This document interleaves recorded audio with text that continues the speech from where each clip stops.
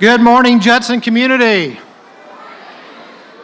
As you probably have noticed, there's quite an energy and buzz in chapel today. This is Constitution Day. We have quite a few guests with us from the community, some community leaders that are here, some media folks that are with us today. Thank you all for coming, to those in the community for being a part of the program and presentation. We're very excited that you're here. And we can only give you one appropriate welcome to Judson, and that is this one, so hopefully the students know this is coming, but because you're here and we're all here together, that makes today a great day. Wow, good job. So we do have a very special guest speaker today. Today at Judson is Constitution Day. And people have asked me, well, why would we dedicate a chapel time to Constitution Day? Well, Constitution Day is a federal requirement. But even if it weren't, it would be a part of the Judson ethos for a couple of reasons. Number one, the Constitution as a document, from just a purely secular point of view, has been a document that over 100 other countries have used to develop their governance systems. The Constitution is also important because without the Constitution, there would be a very significant question as to whether or not Judson University would be here today as a Christian college. And in fact, Charlie Emmerich, who spoke at this event as our Constitution Day Chapel several years ago, in the book that he wrote called A Nation Dedicated to Religious Liberty, said, "The American heritage of religious liberty not only yields animating principles useful in deciding particular issues, it also discloses general truths about mankind." So that is why it is important. It is important because it talks about why we are the faith community that we are and how we can openly share that in this particular society. Now, our speaker today writes about this issue and many issues, and our speaker today is somewhat reflective in what he writes about of our namesake, Adoniram Judson. Adoniram Judson served in a country that even today struggles with religious persecution. So even the impact that Adoniram Judson and his first wife, Anne, and the sacrifice that made with her passing away there and children passing away there, fought against religious persecution during their time as a missionary. Well, Eric Metaxas' career and his ability to tell stories reminds me of a gentleman that I worked with for a while who was a horse whisperer who had a great saying, and his saying was, "You really need to know what happened before what happened happened." Think about that. You need to know what happened before it happened. And the gift that Eric has shared with us in his writing is that he does a great job of exploring what happened before what happened, the story that he writes about. And our namesake is very much like that. There's a lot in the Adoniram and Ann Judson story. And you have to get behind the story to understand the story. And Eric does that well. He does that as a radio host. He does that as an author. His books explore that. He's shared that with our community several times now. He is a unique person. Eric is unique because he's one of the few people in the United States that has had his picture taken with the former Vice President of the United States while he was standing with the President of the United States. So Joe Biden took a picture of Eric with President Obama. The Vice President of the United States took a selfie for Eric. At the same time, he's also had dinner with the current Vice President of the United States. That's pretty unusual. To many of us, those of us who've had children and those of you who grew up listening and appreciating VeggieTales, you probably know Eric as a writer and a voice of VeggieTales. That's right, I heard the gasp in the room. Did you hear that, Eric? There's a gasp in the room. So Eric's book, If You Can Keep It, addresses the Constitution pretty directly, as the title comes from a quote that Ben Franklin shared after the Constitutional Convention. And one person who reviewed Eric's book said this about his book, If You Can Keep It. "If civic classes were ever popular again in high schools and universities nationwide, If You Can Keep It, along with such essentials as Up From Slavery by Booker T. Washington and The 5,000-Year Leap by W. Cleon Skousen, must be front and center on every reading list." So Constitution Day is important to us from a faith identity standpoint. At a minimum, Constitution Day is important to us from a sense of civic understanding. And we have no better speaker to share that with us today than Mr. Eric Metaxas. Give him a big round of applause.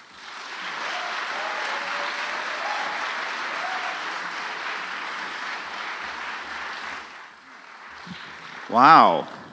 I hate great introductions like that because I know I can't live up to it. So I feel like, can we just end now? Because it's only going to go downhill. When they made that sound, when you all made that sound about VeggieTales, I realized that's the high point. That's the high point. It only goes downhill when you discover that's, for example, that's really not true. I mean, no, it's true, but it's so funny. First of all, this happens to me everywhere I go. People sort of sing my praises, and, I've lived a long enough life that you can do some impressive stuff over the decades, but nobody cares about anything until they hear the VeggieTales stuff, and then it's like, ooh, there's that sound, and I was like, what is that?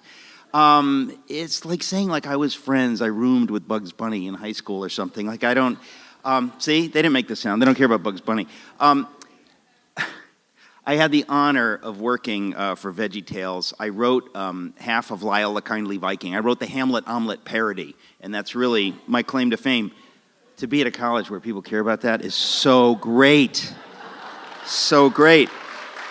But more importantly, much more importantly, of course, I'm the voice of the narrator on the Esther video. And I say video because I think it's just like a video that you put in a video thing, but maybe they have it on DVD now too.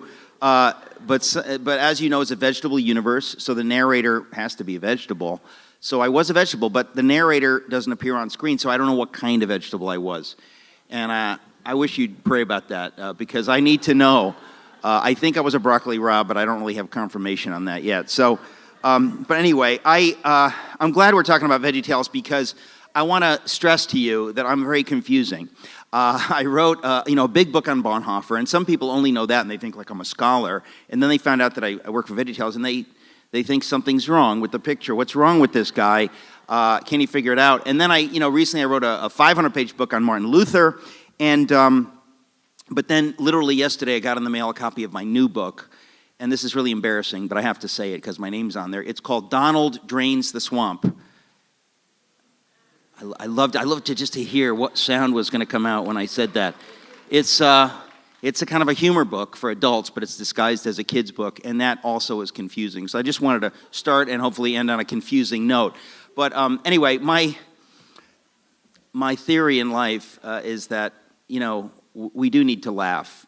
We have the privilege of living in a world where we have a God that actually loves us and died for us. That's not just a nice idea. If you think that's just a nice idea that your parents taught you that, since I don't have a lot of time, let me just tell you, you're wrong.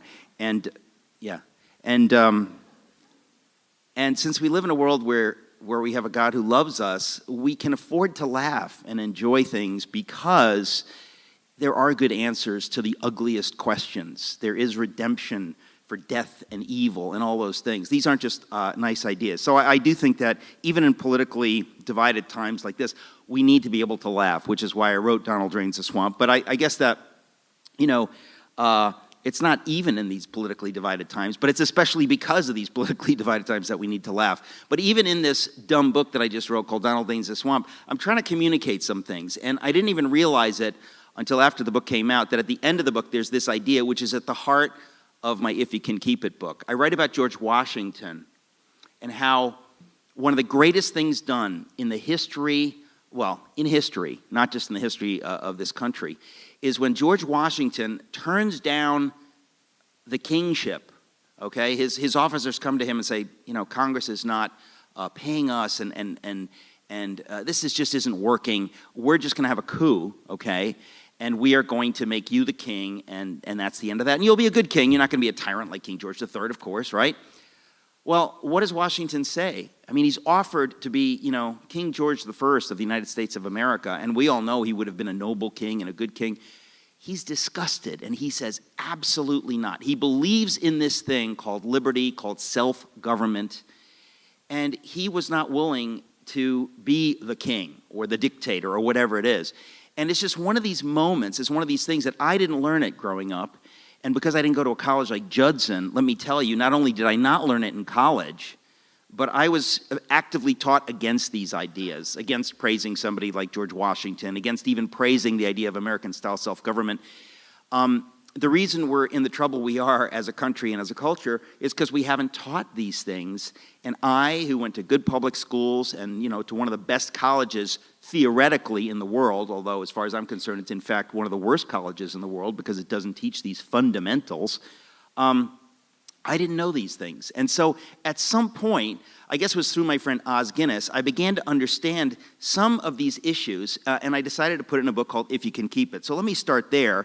I want to say to Dr. Kroom, thank you for allowing me to be here, and thank you for caring enough about the Constitution, and even more importantly, about the young people in this room to do what's right and to make them understand that if they don't understand the Constitution and if they don't understand the basics of American-style self-government, they will have no future, because we have basically, we've spent everything we have, and it's basically up to you.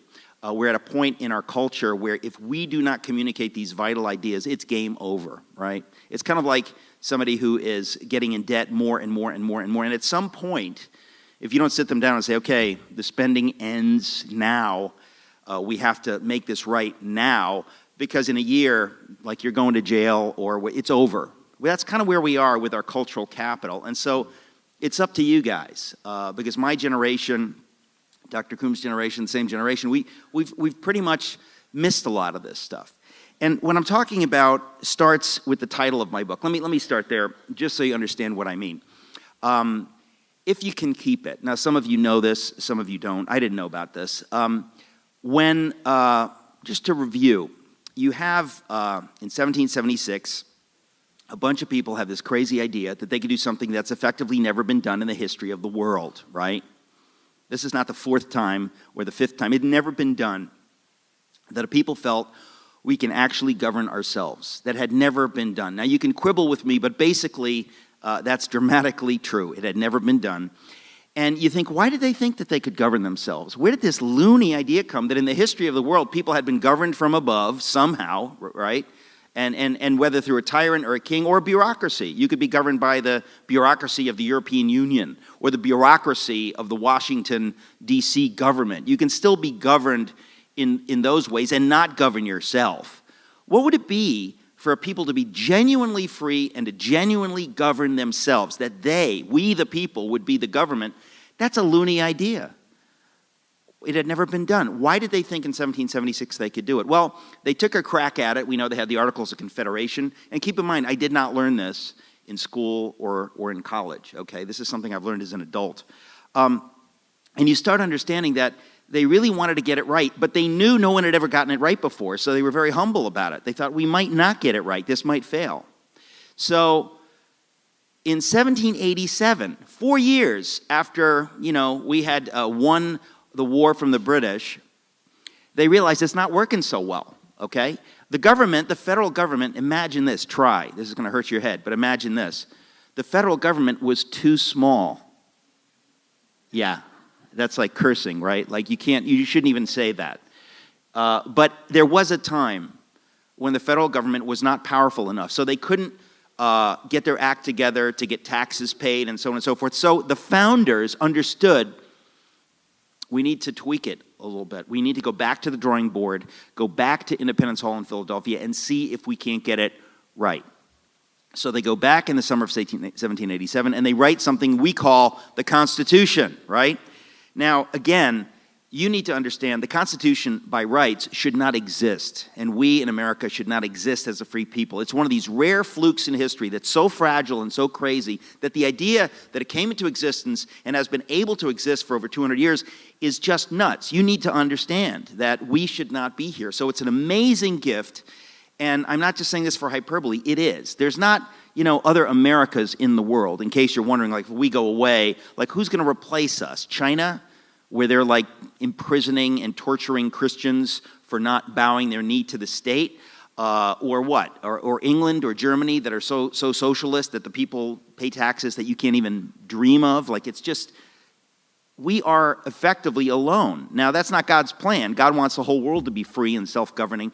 But what I'm saying is what we have is an amazing thing. And then when the Constitution came into being in the summer of 1787, most of the people who put it together kind of couldn't believe it. They thought this is a big thing because you have slave states and free states arguing with each other. How are they ever going to come to a compromise? And we know how they came to a compromise, and it's not a happy story. But the point is that there was no way this was supposed to happen. So when it's all over, Benjamin Franklin walks out of the building. He's old. He's the oldest member. He's been living in Philadelphia for 60-something years at this point. And a friend of his, a woman, Mrs. Powell, says to him, Dr. Franklin, what have you given us, a monarchy or a republic? Now, I always thought that's kind of a cute joke, right? What have you given us, a monarchy or a republic? As if he's going to say a monarchy or I don't know. I mean, we all just know it's going to be a republic, obviously. But I realized, no, they didn't know if this could work. So when they went into that building, all of these great men went into this building, these geniuses, to figure it out. They didn't know what they'd come up with. They might have figured out, you know what, it can't work, so we're going to have like a soft monarchy. We're going to have to figure something else out. They really didn't know whether it would be a monarchy or a republic. And he comes out and he says, a republic, madam, if you can keep it. And I thought, oh, that's cute too. It's like, if you can keep it, you know, like it's up to you. But he wasn't joking. All of the founders understood this fundamental idea, which you've got to understand. You've got to understand that the Constitution doesn't keep itself. The Constitution, if you really want to get cerebral, is a bunch of black marks on a piece of paper. It doesn't do anything. It lies there. It's inert ink in paper. It's dead. We, the people, have to understand it and keep it. We have to keep the republic. It's up to us. Well, you say, okay, how do we do that? Well, if you want to be governed from above by a king or some bureaucracy, you don't have to do much. But if you actually want to be free, you have a role. You have to do something. So the first thing you have to do is understand how it all works, which is why I wrote this book. I said, we've all got to get this. Like we used to get this. If you were, you know, in a one-room schoolhouse in 1925, you would get this stuff by 6th grade. But something has happened since the 60s. We've stopped teaching this. First thing you need to know is how it works and what my role is. So Benjamin Franklin says, a republic, madam, if you can keep it. In other words, he understood that if the people didn't govern themselves and the people didn't take this seriously, the whole thing goes away. What he wrote down on this piece of paper called the Constitution, it's not going to do anything. It's up to the people. Now, how does that work? Okay. This is where we get to an idea called the Golden Triangle of Freedom. I had never heard this until my friend Os Guinness. Some of you know the writings of Os Guinness, and I recommend anything he's written. He's just an extraordinary human being.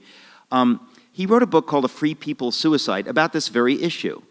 How Abraham Lincoln writes about this, that we are going to kill ourselves. We'll destroy ourselves by not keeping the republic. We won't be destroyed from outside. If we die, that is how it will happen. It was a warning that Abraham Lincoln gave us. So in his book, he writes about how we keep it, and he talks about this thing called the Golden Triangle of Freedom, which I ripped off from him and put in my book, although I dedicate the book to him so that he doesn't sue me. I'm hoping he doesn't sue me, but I don't care. It's a great idea. And so the Golden Triangle of Freedom, I'll say it quickly and then I'll explain it. The Golden Triangle of Freedom is this. Freedom requires virtue. Virtue requires faith, and faith in turn requires freedom, and around it goes. Okay, freedom requires virtue. Now, since we're at Judson, I'm assuming that a bunch of you have heard that concept. I had never heard that concept growing up. What does that mean? Virtue? We mock virtue. I mean, turn on the TV and show me where they talk about virtue being important. Virtue's like a joke. It's meant to be mocked. All of the founders, every single one of the founders understood that without a virtuous citizenry, there is no freedom, there is no liberty. They understood this totally, okay? Not just the Christian founders, every one of the founders understood that virtue is utterly necessary to self-government. Why? Well, basically, because self-government means you govern yourself, meaning you govern your passions, you take care of yourself. You don't need guns pointed at you to threaten you, don't steal, or you don't do those things because you're virtuous. You know stealing is wrong, so you don't need a government to threaten you, okay? There's no crime in certain countries around the world because people are scared to death that if I step out of line, I will be tortured and killed, right? Well, we don't have that in this country. In a free country, you don't step out of line because you know you want to do the right thing. You believe in not stealing. You believe in paying your bills. If people believe in those things and do those things, you need less and less government. So the founders understood that self-government means people are going to do those things because they're virtuous, because they believe it's right. Now, how do you force virtue? You know and I know, you don't. That's the definition of virtue, right? It's either you do it or you don't. No one can force virtue. You can encourage it, but you can't force virtue. You can't make it a law. That's government, okay? To be free means the people do it on their own accord. So freedom requires virtue. Self-government requires people doing the right thing, doing it themselves, not being forced. Okay, well, then the founders understood that virtue requires faith. Now, we all know that there are many atheists or agnostics who can be virtuous and good people, and we know many people who talk about Jesus all day long who are horrible hypocrites. Raise your hand if that's you, quick. I just want to get a head count. Right? I know. Be honest.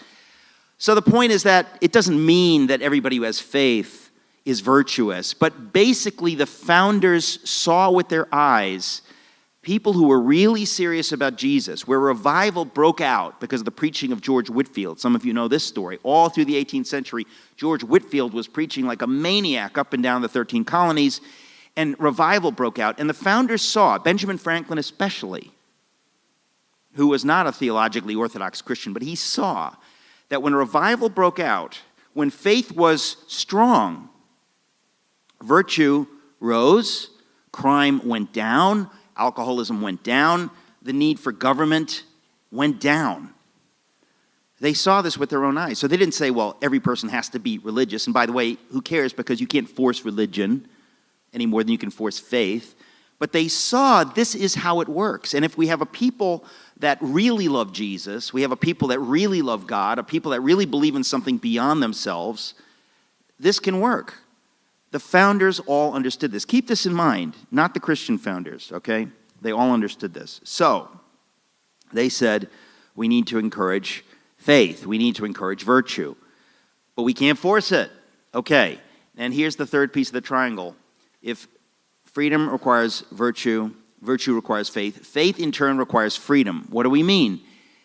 Faith cannot flourish if it's forced, okay? There are many countries in the world today, they will tell you what you can believe or what you can't believe, or they will tell you how to believe or where to go to church or where to go to mosque. And if you don't, you're in big trouble with the authorities. They said, the founders understood, no. True faith, and as Christians we've got to understand this, true faith is free. It can never be forced. Your parents can force you to go to church. The school can force you to attend a chapel, even though some people are snoozing. That guy right there, for example. Don't look at him. He knows. You can be forced to go to chapel, but you can't be forced to listen, Exhibit A. And you cannot be forced, even if you hear it, to believe it. Faith has to be totally from you. Totally.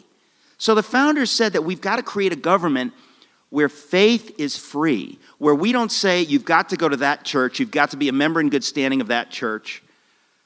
They said if you want to be an atheist, you want to be a Jew, you want to be a Muslim, you want to be that kind of a Christian or that kind of a Christian or a Catholic or Protestant, we don't care. Or let me say, it's not we don't care. They cared, but they knew that you had to be free to make your own decisions. It's your life.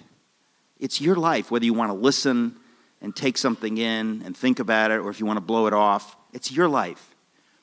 So they understood that real faith requires freedom. So they created something called religious liberty.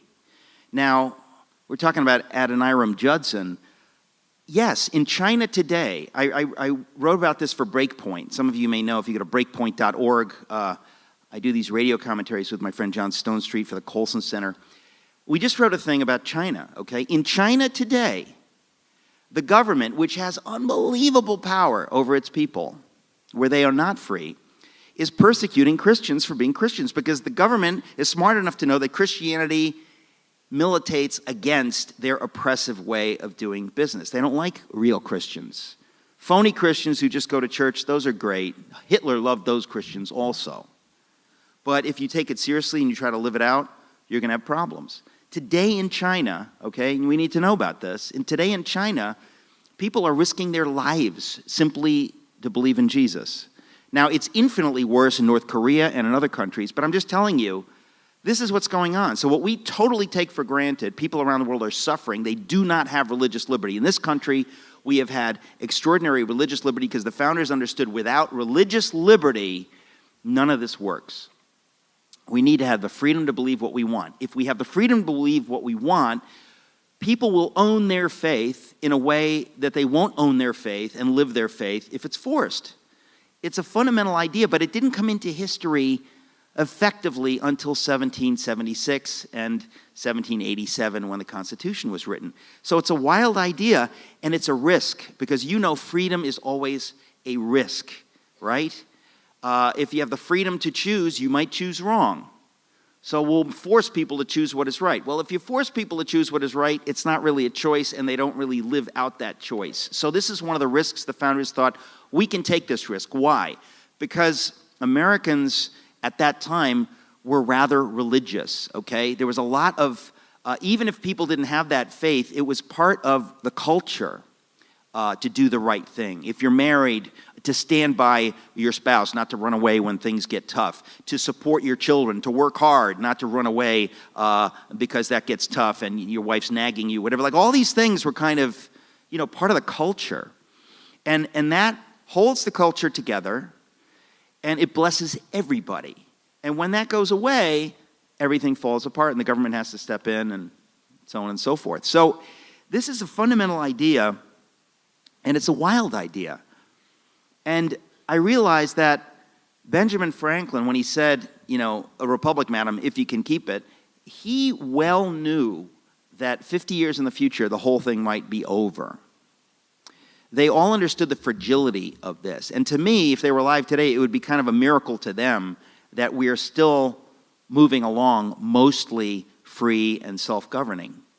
Now, we know the trend is always away from that. We know the trend of power and money is to get more power and money because we're sinners, we're broken sinners, so the government always wants to get bigger and get more powerful, and the people constantly have to step up and say no, no, no, no, no.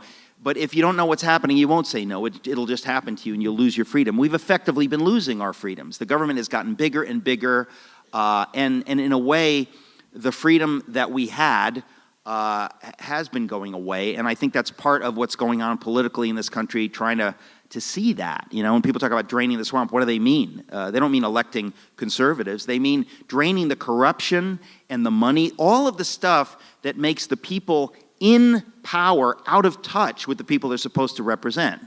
The way it's supposed to work is they're just hired to represent us. We're the government. Like, that's not some crazy idea that only works in theory. And I want to caution you against being cynical about how these things work. This is really supposed to work, and it really has worked, and it really can work. But it's genuinely up to you. And so if you're not doing your part, you're to blame, right? We all have a role to play. Now, what is that role to play? What does that mean? It's going to be different for everybody. I mean, some people are going to run for office. Some people are going to be very active in civics or in their culture or in their communities. Others won't be. We're not all to do the same thing. But we've got to be understanding that we're in this together, and that really only if you share the values of Jesus about loving your neighbor, and that it really doesn't work any other way. Having that kind of virtue is what makes this whole thing work. And so I guess what I want to end on is this idea that the church is kind of at the center of this. People who believe have to really understand that we have a role to play. And it means, for example, modeling your faith in the public square, not shying away from your faith, but understanding that the founders depended on people like us to live out our faith for the thing to work.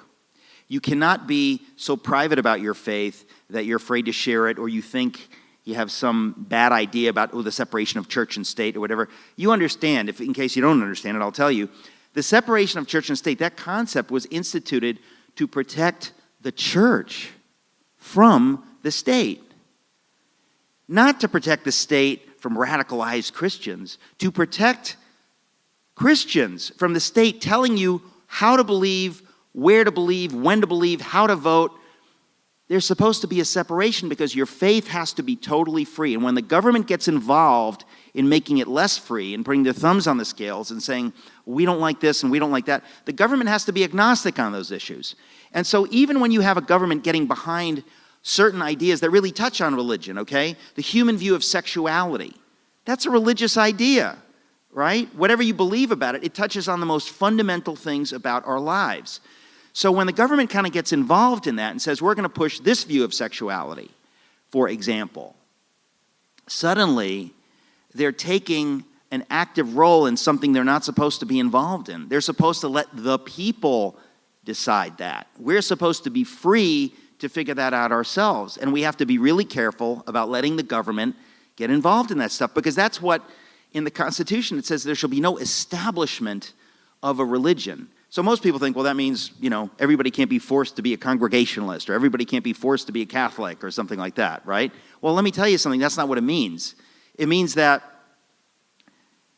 we can't be forced to adopt a view of these ultimate questions. That's ultimately what religion and faith is, right? How do I think about the human person? How do I think about sexuality? What do I think of the unborn? What do I think of the value of life? Is life infinitely valuable, or is it just nothing? In China, if you're a prisoner, you have zero value to them. When they execute you, they will sell your body for parts. They do that. They don't believe in the sanctity of the human being. That's a biblical idea. You understand that? That's a biblical idea. In the history of the world, the sanctity of life, where does that come from? It comes out of the Bible, basically. Caring for the poor, that concept. Well, every good atheist in America understands, I got to take care of the poor, I got to give back, I got to care about those who are less fortunate, right? Where do those ideas come from, folks? Where do they come from? I'm here to tell you, since we don't have time, from the Bible. That's where they come from. Now, it doesn't mean that these ideas are totally absent everywhere else, but basically they are. Basically, these ideas come to us and come to the West, Europe and the United States, through Scripture, through a biblical view of things. And the government really has to step back and allow us to live those things out. They can't tell us things that impinge on our faith. And so when I say that the Bible tells me that every human being is sacred in God's eyes, not just Christians, every human being is created in the image of God and is sacred. And that means a baby in the womb, that means a foreigner, that means any human being is sacred. Now, the details are details, okay? But I'm saying that that basic idea is a biblical idea. It's a religious idea. What if the government says, you know what, I don't like that idea, and we're gonna push against that? At that point, you as an American have to say, can't do that. You can't do that. That's the establishment of religion. That's the establishment of telling me how to think about these ultimate issues. The founders understood we must be a free people, that if you don't leave us to be free in all these things, if you don't leave us to figure these things out on a local level, on a state level, if the government gets involved, that's bad. That's the end of freedom. We've got to understand how this works, folks, because you're living at a time right now, unfortunately, where these things are being dramatically challenged. There are a lot of people that don't see things this way, and I have to say that everybody has a right to see things however they like, but don't call it American, because the founders said this is how freedom works, and if you can show me a better way that it works, I'm all ears, but I defy anybody to come up with a better way that it works. The only way you can go from this ideal of freedom is toward less freedom, toward bureaucracy and bloated government that burdens you with taxes, that makes it tough for you to be entrepreneurial, and that's economic freedom, right? All of those things are tied together. And the idea that Franklin and everyone saw that, to my mind, it should stop us and say, wow, this was not some weird idea that some of the founders had. This was the idea that they all had, that they said, this is what must exist for this kind of government to exist. And we, the people, have to understand it and have to live it out. And one of the things that they talk about, and I'll close with this, no one understood this better than Abraham Lincoln. Obviously, he was not one of the founders, but in his Lyceum speech, he was a young man, not even 30. He gave a speech where he talks about a free people's suicide. That's the Os Guinness book title that I got a lot of these ideas from. He understood these ideas. And when he became president, he lived these ideas out and preached about them, spoke about them. I say preached because he was like a prophet in some of the things that he wrote and said. And I realized that nobody understood this stuff better than Abraham Lincoln. Nobody. One of the things he said, he called this country God's almost chosen people. Now, what did he mean by that? This is the key. If God chooses you, if God blesses you, it's not because he says, I like you better and you're going to be better. To be chosen by God is a burden and a duty. We should tremble if God chooses us. Because when God chooses us for something, it's to participate in what he's doing, and it means sacrifice. When God chose the Jews, you don't go, yippee, God chose us. Look at the history of the Jews, the history of horrible persecution, even before the Holocaust, which is the most evil thing imaginable. To be chosen by God is a great burden. You don't say, choose me, choose me. You say, Lord, if it be possible, let this cup pass from me, Father. Nevertheless, thy will be done. We don't say, pick me, I want to go to the cross. Pick me, I want to be the chosen people so the Messiah can come through me. No, you don't say that. But if God chooses you, you take it seriously. And the Lord has chosen this country and blessed this country for only one reason. And this is how God works. He blesses you to be a blessing. Right? Not to say, hey, I'm great. No. Who will be first should be last, and who is last will be first.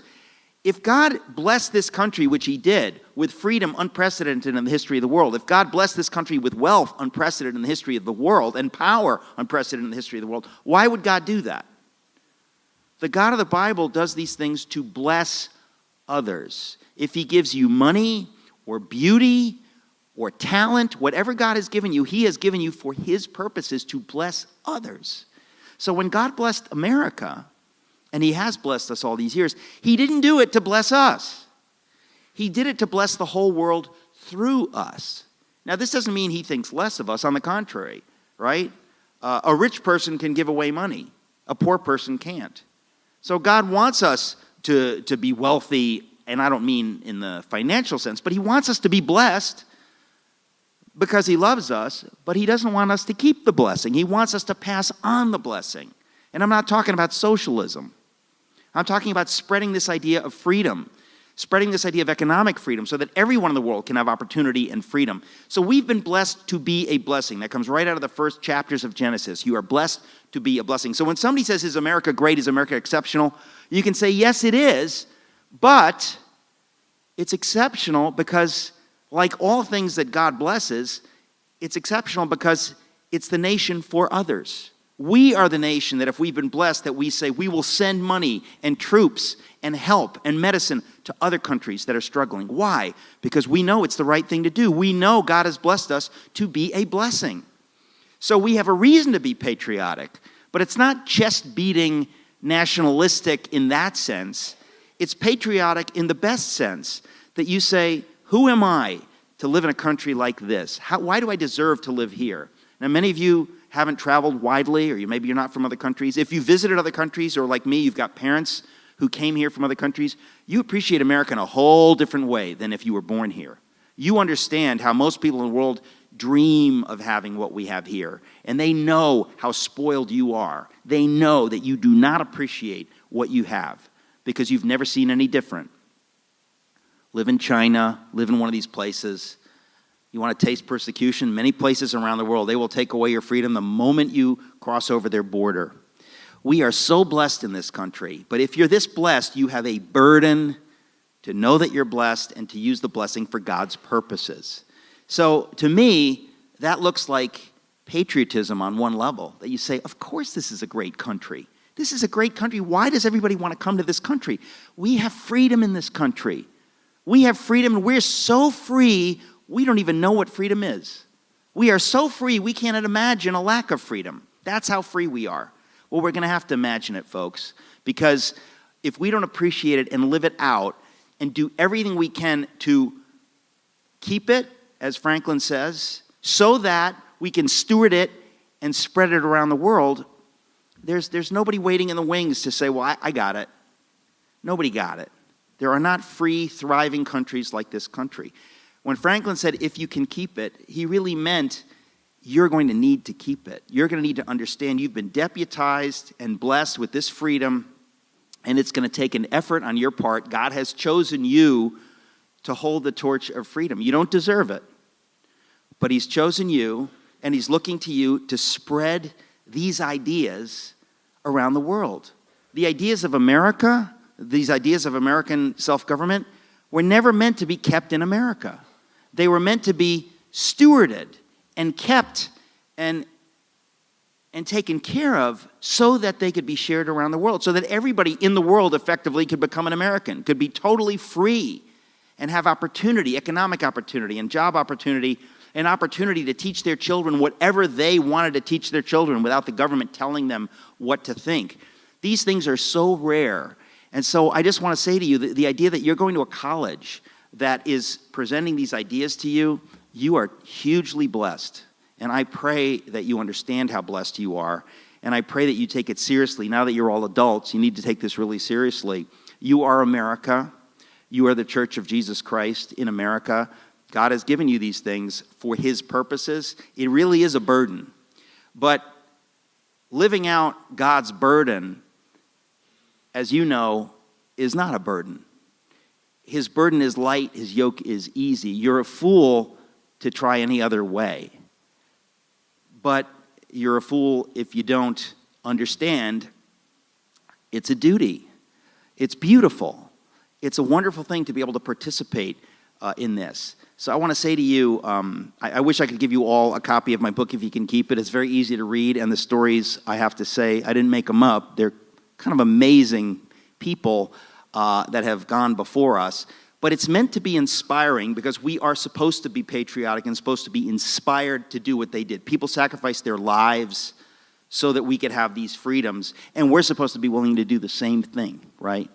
And I just wanted you to think about that. I was told that I could close with some important words. I'm not going to say you are dismissed yet, but let me just close with a quick prayer. Father God, I pray that you would allow these words to become more than words and to find purchase in the minds and hearts of these beautiful people in this room, Lord God. Give us the grace to understand to what you have called us in this generation, each of us, every single one of us, Lord.